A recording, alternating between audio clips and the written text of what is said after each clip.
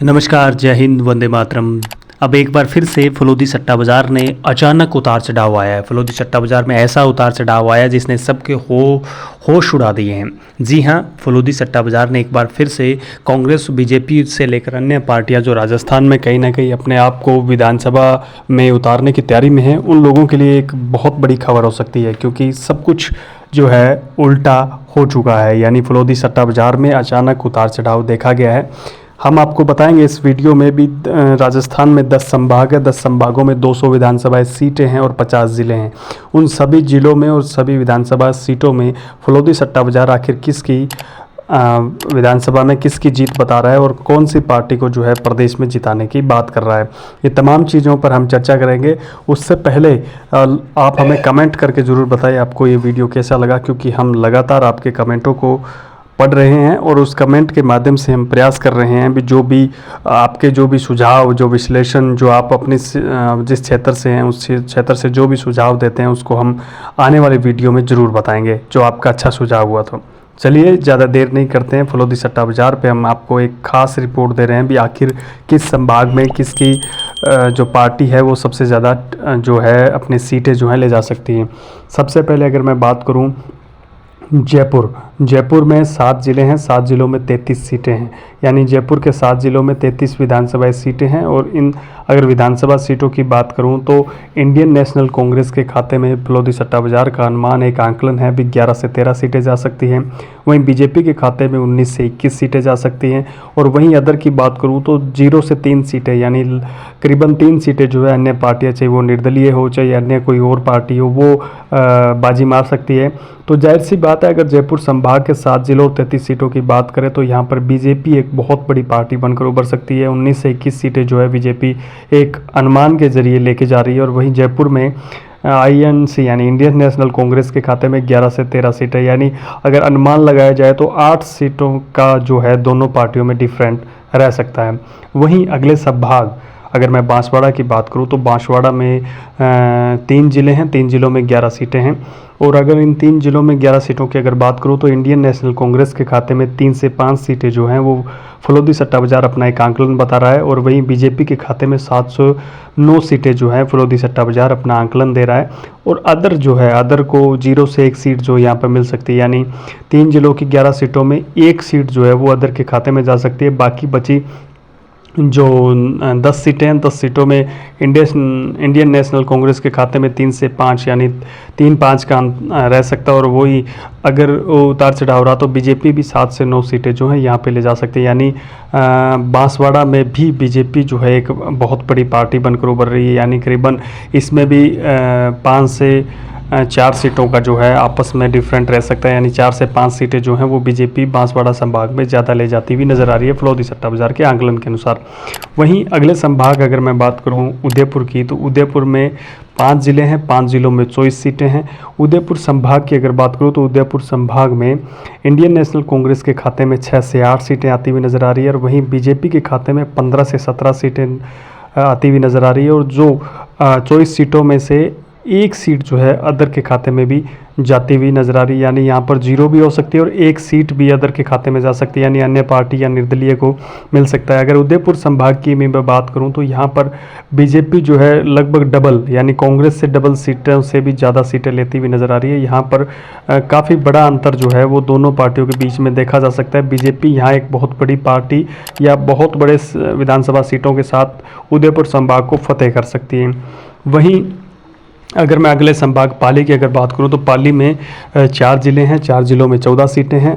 और अगर पाली की 4 ज़िले और 14 सीटों की अगर मैं बात करूं तो इंडियन नेशनल कांग्रेस के खाते में 3 से 5 सीटें जा सकती हैं, भाजपा के खाते में 7 से 9 सीटें जा सकती है। और अदर जो है, अदर यहाँ पर 2 के लगभग सीटें, यानी 14 में से अगर 2 सीटें अदर ले जाती है तो उसके बाद 10 सीटों में जो कड़ा मुकाबला जो है बीजेपी और कांग्रेस में रहने वाला है, जिसमें बीजेपी हालांकि 7 से 9 सीटें लेती हुई नज़र आ रही है, तो वहीं कांग्रेस के खाते में 3 से 5 सीटें, यानी कहीं ना कहीं जो है इनमें उतार चढ़ाव जो है वो थोड़ा बहुत देखा गया है।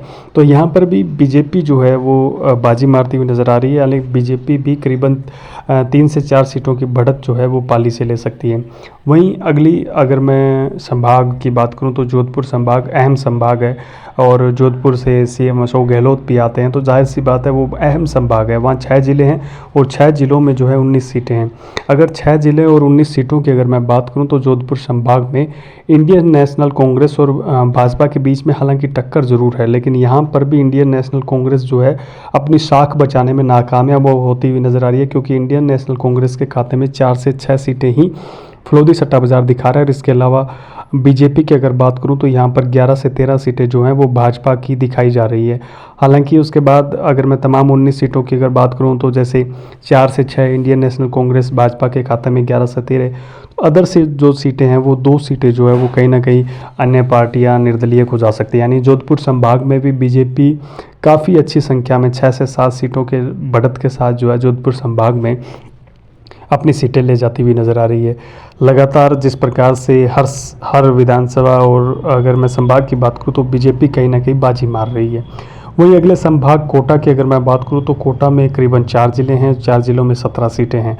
कोटा की 4 ज़िले और 17 सीटों की अगर मैं बात करूँ तो इंडियन नेशनल कांग्रेस के खाते में 3 से 5 सीटें नज़र आ रही हैं और बीजेपी के खाते में 10 से 12 सीटें नज़र आ रही है। और वहीं अदर की बात करूं तो अदर के खाते में भी 2 सीटें जाती हुई नज़र आ रही है। यानी कोटा संभाग की अगर मैं बात करूं तो यहाँ पर भी इंडियन नेशनल कांग्रेस और बीजेपी के बीच में करीबन 7 सीटों का जो है अंतर रहने वाला है, ऐसा एक फलोदी सट्टा बाजार के अनुमान के अनुसार बताया जा रहा है। ये एक भविष्यवाणी है, एक अनुमान है, अटकलें हैं। यानी इसमें भी जो भाजपा जो है वो कांग्रेस के मुकाबले 7 से ज़्यादा सीटें बढ़त में रह सकती हैं। वहीं अगले संभाग भरतपुर की अगर मैं बात करूं तो भरतपुर में 6 ज़िले हैं, 6 ज़िलों में 19 सीटें हैं और भरतपुर के 6 ज़िले और 19 सीटों की अगर मैं बात करूं तो इंडियन नेशनल कांग्रेस के खाते में 4 से 6 सीटें जा सकती हैं, भाजपा के खाते में 11 से 13 सीटें जा सकती हैं। वहीं अदर जो है अदर पार्टियां भी भरतपुर में 2 की लगभग सीटें जो है वो ले जा सकती हैं। यानी भरतपुर संभाग में भी काफ़ी कुछ बदलाव देखा जा सकता है। यहाँ पर इंडियन नेशनल कांग्रेस को बहुत बड़ा झटका यहाँ पर भी लगता हुआ नज़र आ रहा है। यहाँ 6 ज़िले और 19 सीटों में बीजेपी जो है 11 से 13 सीटें ले जाकर जो है कांग्रेस के मुकाबले बड़ी पार्टी बनती हुई नज़र आ रही है। करीबन कहा जा सकता है 6 से 7 सीटों की जो है बढ़त यहाँ पर फिर बीजेपी लेती हुई नज़र आ रही है। तो अदर भी यहाँ पर भी 2 सीटें अदर का भी हो सकती है, अन्य पार्टी भी हो सकती है, इसके अलावा जो है वो निर्दलीय भी हो सकते हैं। वहीं अगले संभाग अजमेर की अगर मैं बात करूं तो अजमेर जो है अजमेर में 7 ज़िले हैं, 22 सीटें हैं। अजमेर संभाग में 7 ज़िले और 22 सीटों की अगर मैं बात करूं तो इंडियन नेशनल कांग्रेस यहाँ कहीं ना कहीं दहाई का आंकड़ा छू रही है। यानी 8 से 10 सीटें जो हैं वो कांग्रेस लेती हुई नज़र आ रही है। और वहीं जो बीजेपी है वो 11 से 13 सीटें और अदर के खाते में 1 सीट जो है वो जा सकती है। यानी 22 सीटों में जो है यहाँ पे इंडियन नेशनल कांग्रेस 10 के लगभग 8 से 10 ले जा सकती है और बीजेपी 11 से 13। तो यहाँ पर जो है कुछ खास अंतर नहीं है, 2-3 सीट का अंतर है। तो कहीं ना कहीं 2-3 सीट उतार चढ़ाव हो सकता है एक फलोदी सट्टा बाजार के आकलन के अनुसार। यहाँ पर हालांकि बीजेपी 2 से 3 सीटें ज़्यादा लेती हुई नज़र आ रही है। यहाँ पर भी अजमेर संभाग में भी बीजेपी बढ़त बनाए हुए हैं। वहीं बीकानेर संभाग की अगर बात करूं तो बीकानेर संभाग में 4 ज़िले हैं, 18 सीटें हैं और बीकानेर संभाग के 4 ज़िलों और 18 सीटों की अगर मैं बात करूं तो इंडियन नेशनल कांग्रेस के खाते में 4 से 6 सीटें जाती हुई नज़र आ रही है, बीजेपी के खाते में 10 से 12 सीटें और अदर के खाते में 2 सीटें।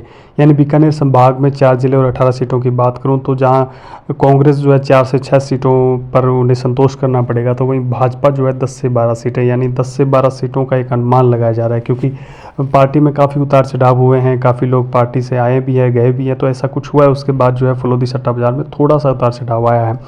बीकानेर संभाग में जो एक बार फिर से जो है इंडियन नेशनल कांग्रेस को भाजपा करीबन 6 सीटों से ज़्यादा मात देती हुई नज़र आ रही है। तो बीकानेर संभाग में एक बड़ी पार्टी बनकर जो है भाजपा उभर सकती है। वहीं अगले संभाग सीकर संभाग की अगर मैं बात करूं तो सीकर संभाग में 4 ज़िले हैं और 21 सीट है। अगर सीकर संभाग में 4 ज़िले और 21 सीटों की अगर मैं बात करूं तो इंडियन नेशनल कांग्रेस के खाते में 5 से 7 सीटें वे जाती हुई नज़र आ रही है। तो वहीं भाजपा के खाते में 11 से 13 सीटें जाती हुई नज़र आ रही है। तो वहीं अदर की मैं बात करूं तो अदर के खाते में 3 सीट है। यानी सीकर में अदर यानी चाहे निर्दलीय कह लो, दूसरी पार्टियां कह लो, तो वो भी कहीं ना कहीं हावी रहने वाली है। कांग्रेस के साथ जो है मुकाबला थर्ड फ्रंट का हो सकता है, लेकिन भाजपा जो है बेहतरीन प्रदर्शन करती हुई नज़र आ रही है। फलोदी सट्टा बाजार की माने तो भाजपा 11 से 13 सीटें लेकर निर्दलीय और INC यानी इंडियन नेशनल कांग्रेस से बहुत आगे बढ़त में है। यानी यहाँ पर भी इंडियन नेशनल कांग्रेस और भाजपा के बीच में करीबन 6 सीटों का अंतर रहने वाला है। यानी जो है यहाँ पर इंडियन नेशनल कांग्रेस जो है भाजपा के मुकाबले 6 सीटें कम पे संतोष करना पड़ेगा और सीकर संभाग में भी भाजपा जो है वो बड़ी पार्टी बनकर उभर सकती है। ये तमाम संभाग की तमाम यानी 200 विधानसभा सीटों पर हमने आपको सर्वे दिया था। अब अगर मैं टोटल सीटों की अगर बात करूं तो इंडियन नेशनल कांग्रेस के खाते में इस सट्टा बाज़ार ने 51 से 61 सीटें ही दी है, यानी कहीं ना कहीं जो इंडियन नेशनल कांग्रेस है उसे 51 से 61 सीटों में संतोष करना पड़ सकता है। तो बीजेपी की बात करें तो इस फलोदी सट्टा बाज़ार के नए आंकलन ने 112 से 122 सीटें जो है सीधे के तौर पर भाजपा के खाते में डाली है, और वहीं अदर की बात करूँ तो 19 से 22 सीटें जो है वो अदर के खाते में डाली। यानी जो पिछले आंकलन में ऐसा लग रहा था जैसे इंडियन नेशनल कांग्रेस और बीजेपी एकदम बराबर रह सकती है, तो कहीं ना कहीं बीजेपी ने हल्की फुल्की बढ़त की है इस नए आंकलन के अनुसार, लेकिन अदर जो है वो इंडियन नेशनल कांग्रेस के मुकाबले ज़्यादा मजबूत हुआ है। इससे ऐसा लग रहा है भी जैसे इंडियन नेशनल कांग्रेस से जो खफा है या जो पार्टी छोड़ रहे हैं या जो जिनको टिकट नहीं मिलेगी, टिकट कटेगी, तो जाहिर सी बात है उसका थोड़ा हो सकता है सिंपैथी का फ़ायदा निर्दलीय या अदर पार्टी वालों को मिले और वो जो है वो जीत जाएं, और उसका झटका जो है इंडियन नेशनल कांग्रेस को लगता हुआ नज़र आ रहा है। अगर बीजेपी में भी अगर सीटों का उतार चढ़ाव होता है तो ये आंकड़े भी मेरे हिसाब से फलोदी सट्टा बाज़ार फिर बदलाव कर सकता है। आज के लिए बस इतना ही। हाँ, आपको ये खबर कैसे लगी, आंकलन कैसा लगा ज़रूर बताइएगा। ये एक आंकलन है, एक भविष्यवाणी है, आपको कैसे लगी और कमेंट बॉक्स में अपनी राय दीजिएगा। जिसका भी सबसे अच्छा और सही सटीक विश्लेषण या कमेंट होगा उसको हम अगले आने वाली वीडियो में उसका कमेंट हम दर्शकों तक पहुंचाएंगे और बताएंगे कि आपकी क्या राय है।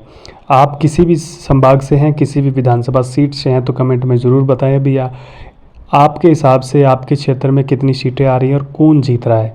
आज के लिए बस इतना ही। जय हिंद, वंदे मातरम।